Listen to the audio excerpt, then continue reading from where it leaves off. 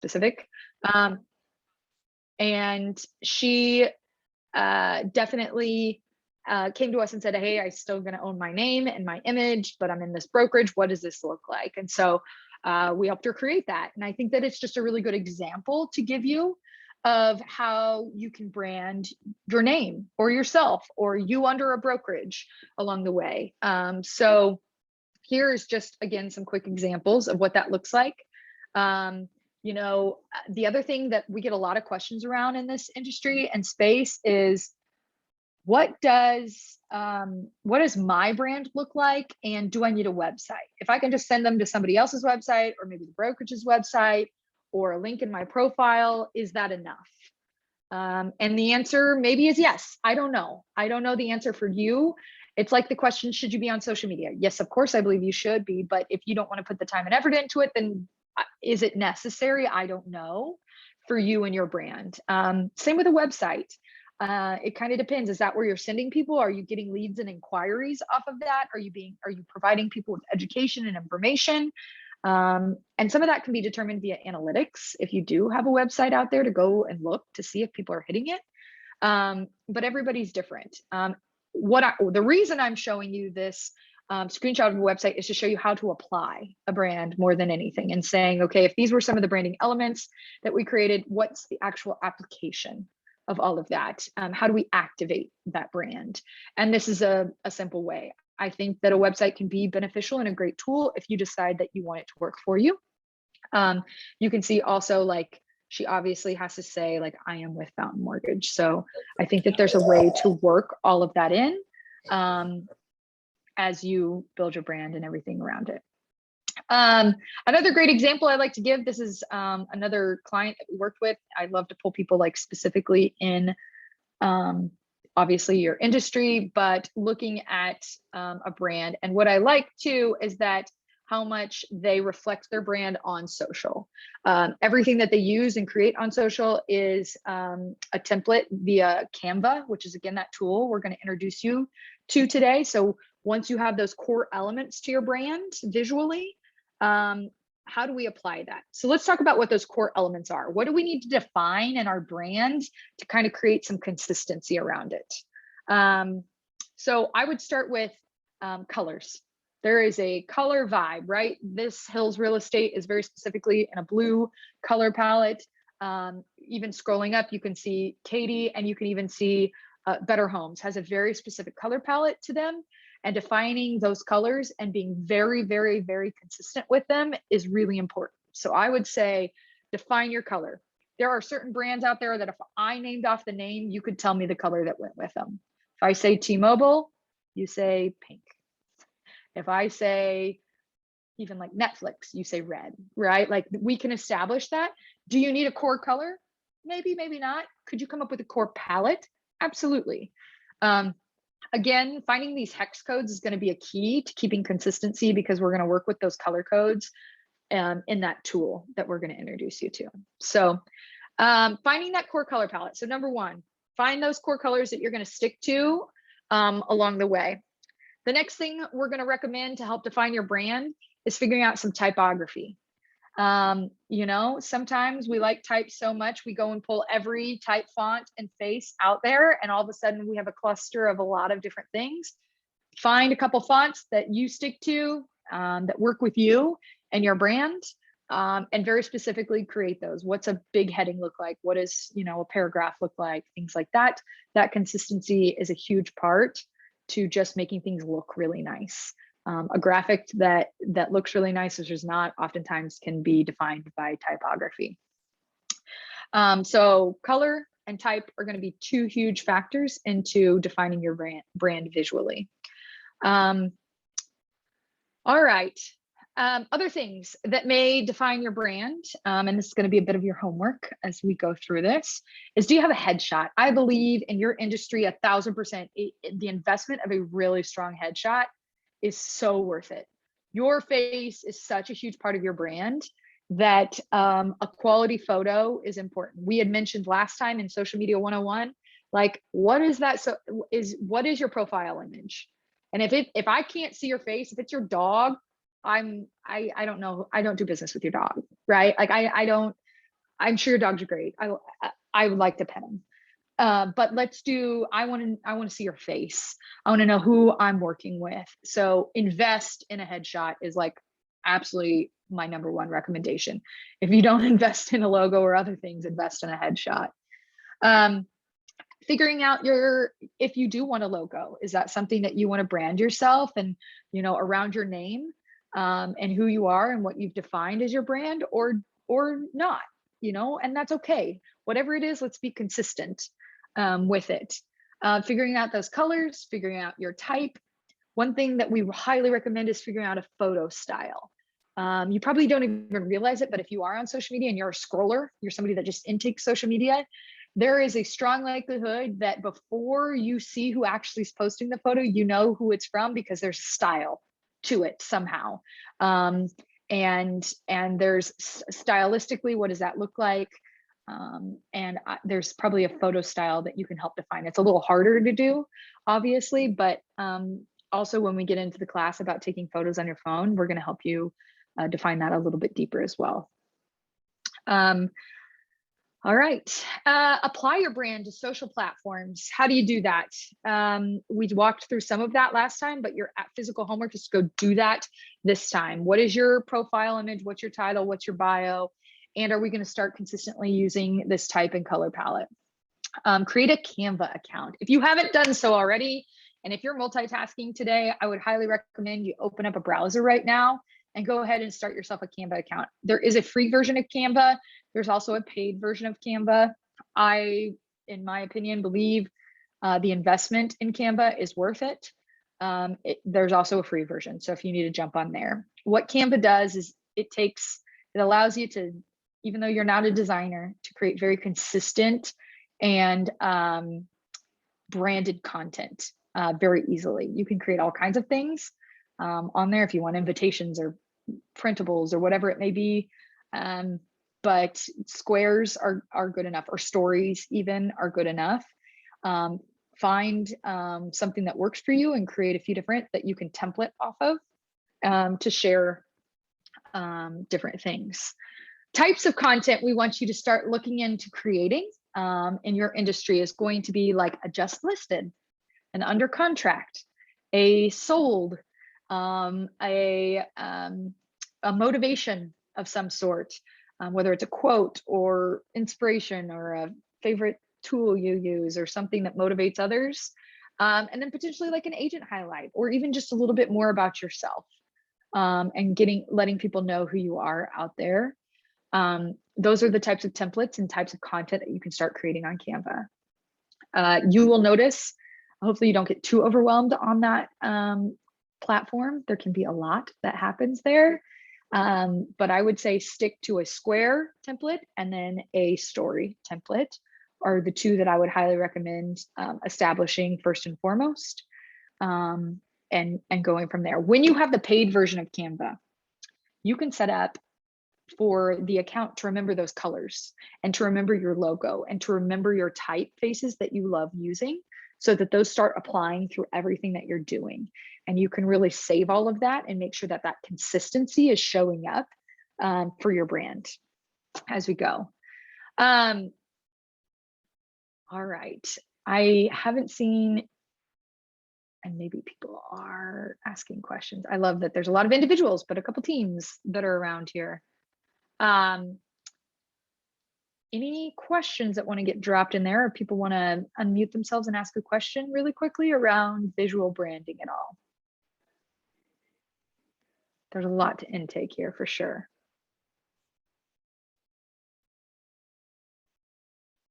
Okay.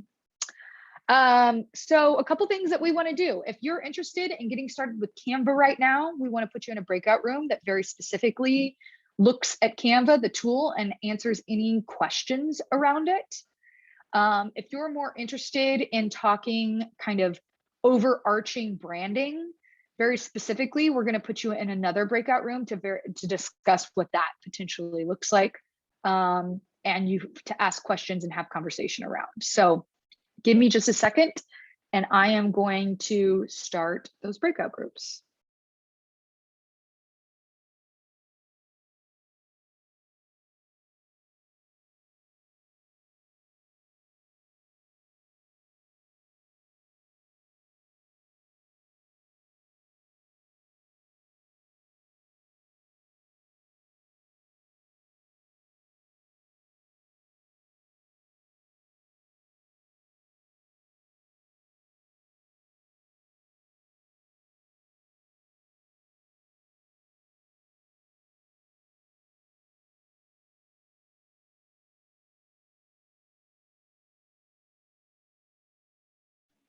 Okay, your screen looks a little different from mine, but there should be in your Zoom browser an option under more to go to breakout rooms and choose one in which you would like to be assigned to.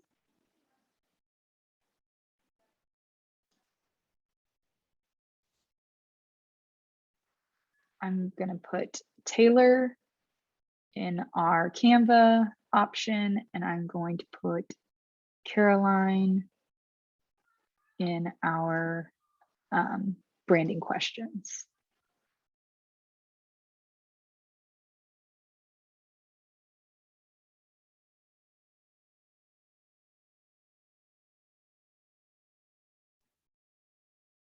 I'll give people a few minutes to sort themselves.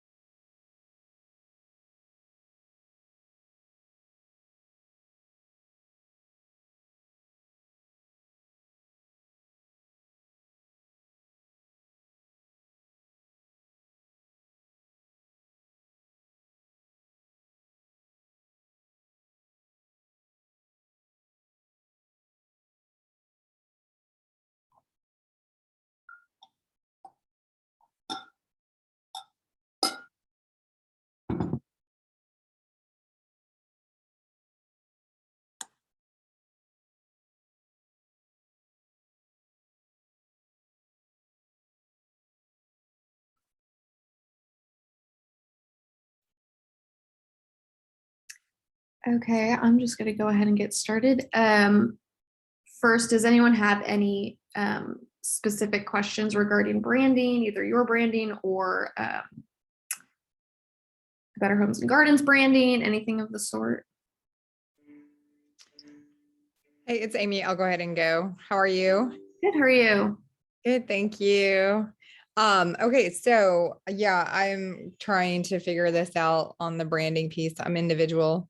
Mhm. And I think it sometimes gets confusing because our Better Homes and Gardens colors are this bright green, and I'm fine with that. But then just trying to figure out, okay, so color, look, name, is it just Bartosic real estate, like all these, and she's kind of touched on it earlier, but any ideas? I feel like I'm in analysis paralysis and can't just like make a decision. Yeah. So when you're kind of under, like the Better Homes and Gardens name there, and since you do have that, green color, it's a good thing to, I think, kind of remember is like we showed in that color palette earlier, there's a bunch of supporting colors there as well. So, and I know like your signage is all green, but I think kind of leaning into those secondary colors could really help kind of grow your visual branding, not just from like making it more dynamic, but also kind of breaking yourself off from like just the general Better Homes and Gardens. So like if you wanted to lean more into that light blue or the yellow, still using that Better Homes and Gardens, branding when necessary, that logo and such, but kind of making maybe that green your secondary and the other color like a primary color to kind of set yourself apart. I think that can be a good way to kind of highlight, you're still under this brand, but you are your own individual. And obviously it's kind of easy because these colors are going to work with that green already because it's in the color palette. So you don't have to worry about kind of things clashing or anything like that. But I think kind of finding a secondary color maybe that you kind of resonate with a little bit more can help visually help you stand apart. And then like you said, just using your name as well, and kind of like how Ashley said, finding a typeface that maybe makes a typeface that works really well with your name, like with the letters in your name, and using that when needed can also kind of help give you your own little brand as well. Okay. All right. What do you guys think about, and sorry if somebody wants to ask a question, go ahead. I don't want to. This is Steve. I have a question. Yes. Are there some BHG typography guidelines as well as color guidelines? I know about the color guidelines, but I haven't seen anything in terms of typeface.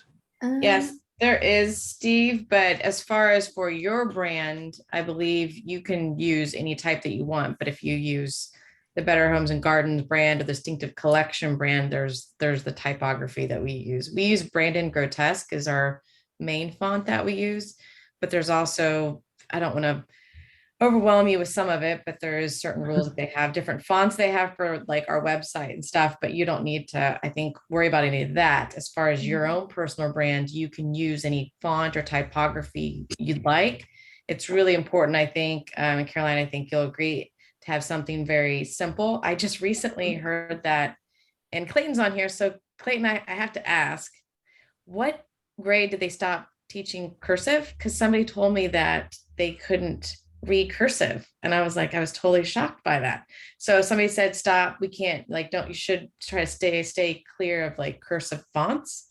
And I was just curious. I knew that they kind of stopped teaching cursive, but I was wondering when it comes to fonts. From a And, designer's perspective, we prefer to use cursive or script very sparingly, more of like an accent. Like Right. if you were going to have, a big sign or a post and it had all this information on it, but then like in the corner, you wanted to say like just sold or just listed, like something very small, not small, but not the main text. We would be okay with script there, but just as a general rule for legibility reasons and to make things clear and stand out, we like to stick to those bolder fonts that just are easier to read. As far as when did they stop teaching cursive, I learned cursive. I graduated high school in 2014 and I had learned cursive growing up. So I don't know when they stopped, but at least the 25-year-olds know cursive, hopefully. Right. But still, I agree with you. Like, it's not something you'd want to have in there. But Steve, if you need me to send you the typography guidelines that we use with BHG, I'm happy to send those your way. Okay, I'll reach out if I don't find anything, I'll reach out. Okay.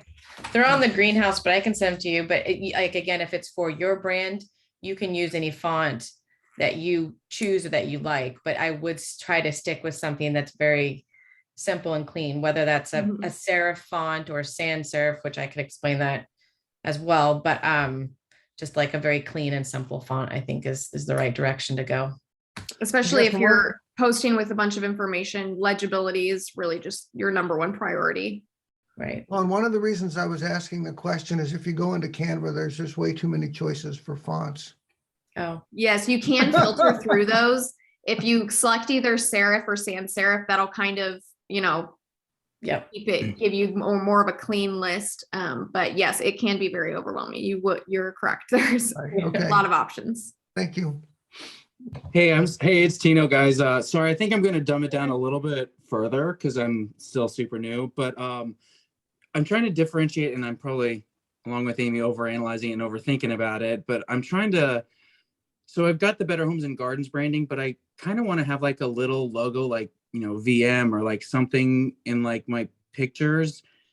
And I know that's what you mean by personal branding, but are there any rules from that we need to follow with that? Like, is it like every 5 posts have to have a bug, or you have to have or like it has to be green? I don't know. I just don't know. I don't want to make a mistake early on, Right. I think the only thing that KREC, as far as rules and fines, and I can send you what we sent out a while ago about the rules as far as what to do on Facebook and Instagram. So what they say is usually the best situation if our name is so long, it doesn't fit up in the post, like if you were to do individual posts, but basically on your profile on Facebook and Instagram, needing to have Better Homes and Gardens Real Estate Kansas City Homes, that whole saying has to be in your about section somewhere. And then in each post, because they consider each post a separate ad, you have to have Better Homes and Gardens. Most of the time, what we recommend is doing it in your signature. So basically having this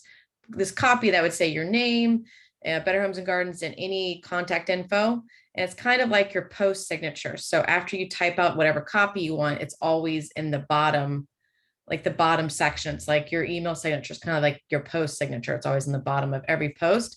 And the easiest way I recommend doing that is putting it maybe in your notes on your phone or somewhere on your desktop to where you can easily grab it and you can just always apply it to every post that you have. But as far as your mark or your logo, whatever you choose for your name or your brand, we're happy to meet with you to go over any of that, but you can make that whatever you want. But like, I think the most simple you can make it, the better. Like I would always say, try to make it where it's visible in a dime size, view, or, because sometimes like, on Instagram or Facebook, it's like a very small circle. So when it gets really, really small, not to have too much detail. So you can have it really big and really small and still people can understand what that is. If that makes sense. Does that make sense? Yeah, totally. But when we make like an Instagram post, if I was to do like a just listed, I would have to, have the actual post just listed and all that stuff. And then in like the word, I would say, swing by 4147 for the thing, Better Homes and Gardens, Real Estate, Kansas City Homes. It has to be in there as well. Yeah. So every post, if you want to do the bug, if you want to do the logo, if you want to do your logo, all that's, you can do that. You don't have to put our logo on your image. It's great if you do, but you don't have to. It's just in the copy is where KREC looks, so they can say if they're looking on Facebook at a bunch of posts and they don't follow you, but they're all of a sudden you catch their eye, it's basically stating that they know what brokerage you come from, so they know that Better Homes and Gardens is stated in your copy. Does that make sense? Yeah, it totally does. Yeah, but Thank you don't so have much. to. And a lot of times what they do is you'll do like a ... You'll see that, and then you'll see like your post signature. So you can have your name, Better Homes, you have the brokerage name, and then you can have your phone number. So that way you're always having like that contact info at the bottom. But I wouldn't immediately, I try to do that return so it's not attached to your post copy. So it kind of separates from your post copy, if that makes sense. Yeah, definitely. I'll do that. Thank you. That's Yeah, great. I can send you that too, what we had sent out about the KREC rules. Yeah, if you could, that would be super. I'll take a look at it. Thank you. Mhm. I'm Casey, just would popping you send over that to to see me how too, this group please? is going. This is Steve. Hi, Hi, Steve. Steve. Thanks. Oh, yeah, we were just talking about if they need to put our brand on every post. And I was just explaining, and how would you guys recommend signatures? Basically for KREC rules, you have to have Better Homes and Gardens. So Better Homes and Gardens has to be for KREC rules, has to be in your profile somewhere on Facebook and Instagram. And then anytime you post, they consider that an advertisement. And so they just want to know where people, what brokerage they're with. So just having that in their signature. Do you guys recommend, I know you guys schedule, do you guys use different scheduling platforms, but for somebody who maybe starts off not scheduling their post, like, do you recommend them putting that like kind of post signature in notes, or what would you kind of? Yeah, I agree with what you said, having just kind of like a pre-made, having that written out in notes. So you can just copy and paste that at the bottom of your caption every time, just to, one, ensure that it's the same, and two, save yourself time for not having to type that out each time you post to Instagram or Facebook or wherever. Yeah. You kept saying signature, so I was like, email signature? Right. Is where my head went most of the time. Yeah, Notes app is like the greatest thing to copy and paste from. I can't tell you how many notes I have that I copy and paste from, whether it's hashtags or just quick copy, or sometimes I like compose my post, like what I actually want to say in the caption in notes first, so I can see it like more thoroughly laid out. Because when you are typing in the Instagram app, it gives you like this much space to like read how much caption and on your phone, and like you're like, did I click enter there? I don't know what's happening. So I oftentimes use that Notes app often and just copy and paste it straight into there, and it just helps my brain like really lay it out a little bit better. And then you don't forget anything. You can read over your typos a lot easier. You can bullet or list things out a little bit better. And like sometimes I even template things in my notes. So like if this is a listing post that we're going to do, okay, I want these certain emojis. So I'm going to do a house emoji and a key emoji and a timer emoji and a, like a location pin drop, so that I can say, okay, the house is by Better Homes and Garden, listed by, and you know what I mean? And I can make sure I'm including the same information. And then what my followers starts to pick up on is my consistency. Well, I know every time that they post, I'm going to get who it was listed by, where it's located, the listing price, how many beds and baths, and I start pick up on that consistency once it's done a lot. So it's essentially like a caption template. Like we talked about Canva templates for posts. These is essentially, you can make your own caption template in your notes app. Yeah. So notes app, I'm talking about on your, wait, hold on. Am I on? Okay. On your, the notes, the Apple notes. Yep. Yes. Right. Just that good old fashioned notes app. Absolutely. Yeah. Okay. So it's just that, it's that, I don't know, you can't see it's that yellow one. Yeah, got it. Yeah. Can I ask you guys a couple of questions? Absolutely. Yes. So I've been trying to figure out the logo thing as well. And I know figuring out colors and all that stuff. And wanted to get your guys' thoughts on having a symbol. And I've kind of get myself torn because real estate is like house and keys, and those are overused, and then there's, in branding from just a typical marketing background, it can also be like what you stand for and things like that, or what people can expect. And yet that's a little harder when it comes to symbols. So I just want to get your thoughts there. Well, typically when we do a brand, just any sort of brand, we usually like to have, the main logo, which would include like most of the time, like the full name, and then perhaps maybe even like a tagline, something like that. It would be like the big Better Homes, logo with the like Better Homes written out and then the little icon next to it. And then we also like to have those supporting marks, which would just be that, oh yeah, so here's Katie Grimes. So this one on the right in blue, that's her main logo. But then all these other marks are her supporting marks, just to have some variety for different platforms or for different uses. Because sometimes, that long horizontal logo isn't going to fit in that space, or it just isn't necessary. Or if you, like an example we like to use is if you were sending out a postcard, you don't want to have the same logo on the front and the back because it's repetitive. But, if you had that long Katie Grimes on the front and then this little tag on the back, they're complementary. So I definitely think if you wanted to have like your main logo be just your name, and then have if you did want to have some sort of symbol as your secondary mark, it can be a lot more, what's the word? Cohesive is the word I would use there. What? I would say cohesive. Yeah. Like you're creating a very cohesive, robust brand. I love, you asked specifically about a mark or a symbol, maybe. Yeah.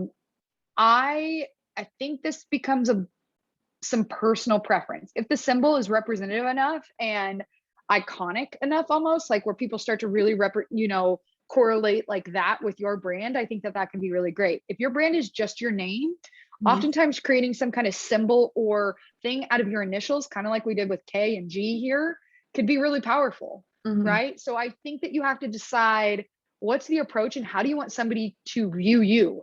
Branding is about perspective from a client view, right?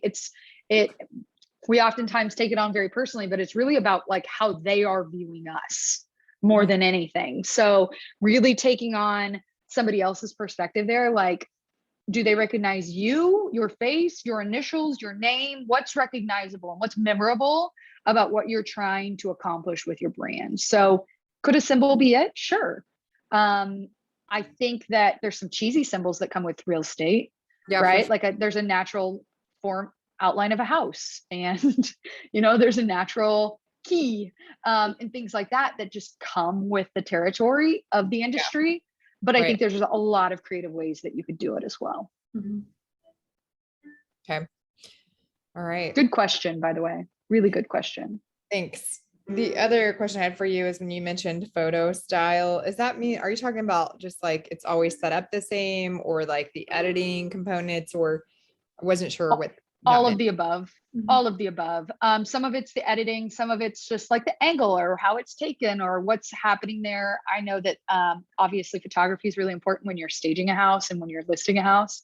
And maybe that's your style, you know, or maybe it's your own style and take when you walk through a house, or you know, one of your content pillars is find the most unique thing about every house you step foot in and take a photo and post about that or something. Like I think that there's so many different ways that you could bring that in, but I go back to the word consistency. If we're just all over the place and it's very random, Mhm. that is a hard brand for people to latch on to. Randomness is not something that people like navigate towards and really like are magnetic to. So I would say finding that consistency in that space in which you are unique is magnetic and interesting and where people want to gravitate towards. Okay. Thank you very much. That was good. Cool. These are all, you're like killing it on the questions here. Oh, you're so nice. Nobody's asking anything. So on the square and story templates on Canva, is that obvious what you're talking about? I mean, I've been on Canva and I've done like birthday, Yeah. you They know. have pre-made sizes. So when you go to make a post in Canva, you can just select, literally it says like Instagram story or Instagram post, and it'll give you the exact measurements. They make it easy for you. They know why you're there. I mean, I've done There's zero templates Instagrams. So pre-made. I don't know this. Okay. Mhm. Thank you. I'm going to put some more information together for that specifically. I was just over in the Canva side of things and the Canva breakout. There were some questions around like sizing and what that looked like too. So we'll screenshot and send some more like how to get your Canva account set up and how to get your branding set up in Canva. I think that would be important for everybody here. It sounds like those were where a lot of questions lied. So yeah, good work. I'm going to start heading people back into a wrap up into the main room. Thanks, guys. Yeah.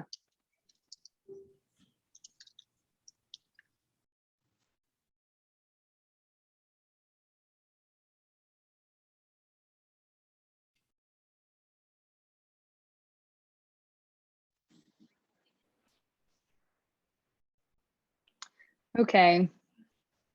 People will probably start finding their way back over here in the next 45 seconds.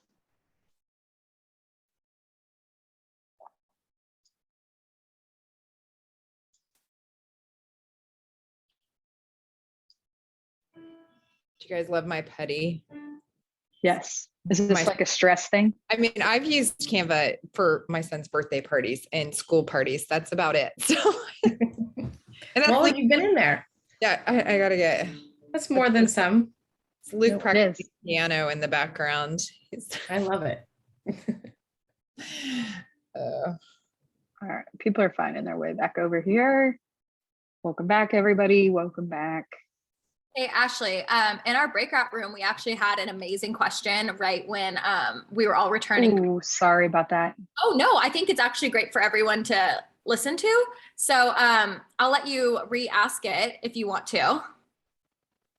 Okay, yeah, I assume that was for me, right? Yes. Okay, super cool. Yeah, so I guess the general question was, is there a benefit or a detriment to following other people on Instagram? And then Oh. the second part of the question was, how do I grow my follower base beyond just kind of like the people that I know? Yeah, I love it. I really want to touch on growth in one of our and we're going to touch on it when we talk about like relatable and shareable content in one of our classes. And I know that my answers feel a little bit vague sometimes, but let me back up my vague answer a little bit. It depends is my vaguest answer that I'm going to give you there. However, I say be careful when you're following people very locally. I know a real estate agent that is a friend of mine, and she says, I refuse to follow anybody locally. I only follow realtors in other states because she loves to watch what they do and be inspired by that, but not overshare what's directly happening in Kansas City. I was like, oh, fascinating strategy there. I think it is really easy to be over inspired sometimes by what other people are doing out there. And all of a sudden you're doing the exact same thing. And they're like, wait, are you just copying me? And so what's the difference between you taking the same template on Canva and posting it versus somebody taking that same Canva template and posting it as well? To me, that's your brand. That's helped defined by those pieces of color and type and authenticity that you can have in that consistent space. So 2 parts to your question. One, following people right here in Kansas City is totally up to you. And having connections with other real estate agents, I think, is really important. And you have to decide, are you going to carry that on to social media or not? I am a big fan, and specifically in our space, in our industry, of championing everybody. I believe that there's enough space in this world for everybody in our own industry. And I love to follow and watch what they're doing and champion them on. That's my kind of our personal belief internally. I don't want to ever feel over-inspired or like somebody, that taking of work is where I think that line gets fuzzy. As far as growing your following, outside of who you just know very specifically, this comes in a lot of different things. But one, I find that what's hard about it is that it's uncomfortable. And it's because it's not just like posting and hoping they come, right? It's engaging back. You get what you give on social media. So if you're not out there engaging with others, if commenting, liking, watching, celebrating, then why expect that in return? So I think that it's a give and take on social media. And if you're out there, following, the people, your ideal client, and having conversations, I think social media is a two-way street. And it is a way to start a conversation, but we know communication takes two.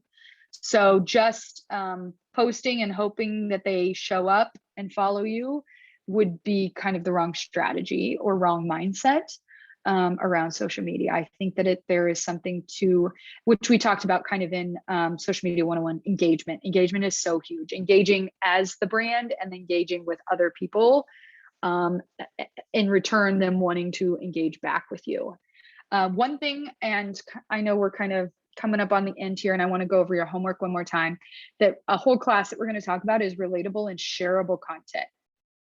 One thing that we'll go over is like, why do we share content on social media? Think about everybody here. Think about the last thing you shared on social media. What was it? Mine was we relaunched a website on our brand or something like that. Why did I share that? Well, that was important to me to share. But like things that are really shareable are memes that we find saying like, oh my gosh, this is so me. This is so funny. I relate to this so deeply. Or this is so us. And I tag a friend in it because it was relatable to something we maybe did together.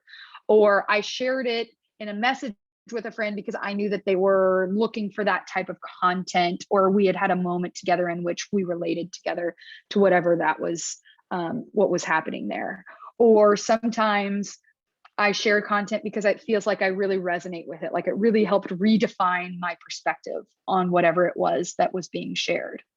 So if that's what our psychology is as human beings that are sharing on social media, which means sharing gets the reach, which means reach means more people find you, which means there's more potential to follow you. How are we creating in this industry shareable and relatable content that people are interested in sharing with others, not just making a sale off of, right? I think if we go to social media saying all I want to do is make sales, you're in it for the wrong reason. That'll come in the long term.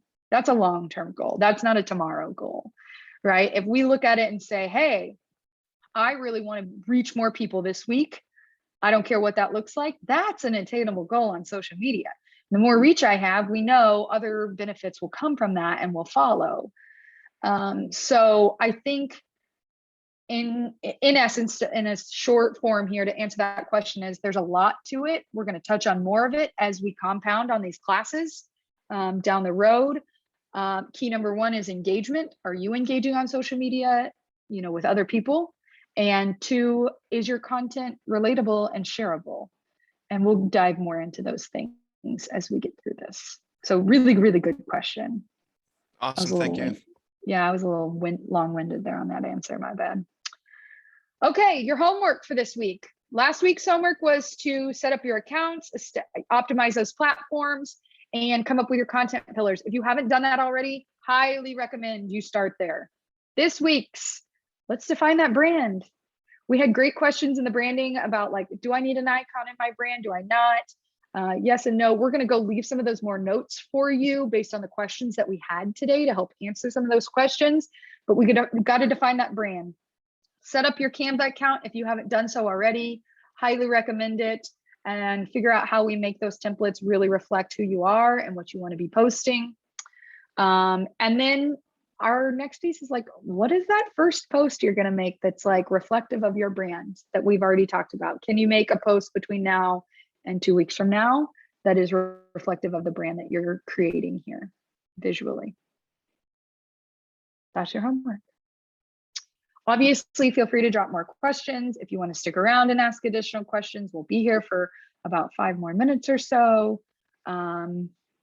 We did record most of the class, so there is always that recording coming as well. And Casey will be sending a follow-up email with links and everything. So thank you everybody for your time today. We had some really good questions in a couple of those breakout groups, so good work. Thank you. Thank you. Thank you. Thank you. Thank you. welcome. See you later. Have a good week. Bye. Thank you. Thank you so Enjoy the much. snow. I think it stopped snowing actually. Look at that. Yeah, it did stop, at least over by me. Where are you at, Casey? Fairway. I'm in Leawood. Yes. Looks like it did. Looks like the sun even might come out for a minute here. Is it supposed to get worse? Or is it It's supposed to largely snow again tonight, I think, or this afternoon or tonight or something. I don't know. Taylor, I'm not going to ask how old you are, but did you learn cursive? We were talking about cursive. They did in school in Nashville. Like how she's from Nashville. Sorry, go ahead. Did you learn cursive, Taylor? I did. Did my Yeah. thing unmute? Good to know. That's funny. Did you have a cursive license? I had cursive for sure, and I loved it. It was like my favorite thing. Like the art of cursive to me was, I loved it. I just heard they stopped teaching and that we've had some people that can't, some new agents that can't, that haven't been able to read some people's handwriting. And I'm like, oh, like we need to. Isn't that funny? Yeah, so good to know. Kaylee, Yeah. can you read cursive? I can read cursive, but I cannot write in cursive. And did you learn cursive? I learned cursive for about 5 months in first grade, and then they cut it out of the curriculum. First grade seems early. Yeah. We did it in 3rd grade. We got a cursive license after we completed the booklet, and then we were allowed to use cursive on tests. It was a big deal. Okay. Kaylee's super smart. She graduated high school in 3 years and college in 3 years. So I feel like she just like Kaylee, just really outdoing all the rest of us here that took a much longer. I know. I just really like school, I guess, because I'm going to finish grad school in about a Oh, year God. total. Wow. Thank you, Yeah. ladies, so much. Yeah, we will do our normal and spit back everything too. Just give us a little bit of time today to do that. So No worries. Stay Cool. warm and be safe. you too. Thank you, Casey. Thanks, Bye-bye. guys.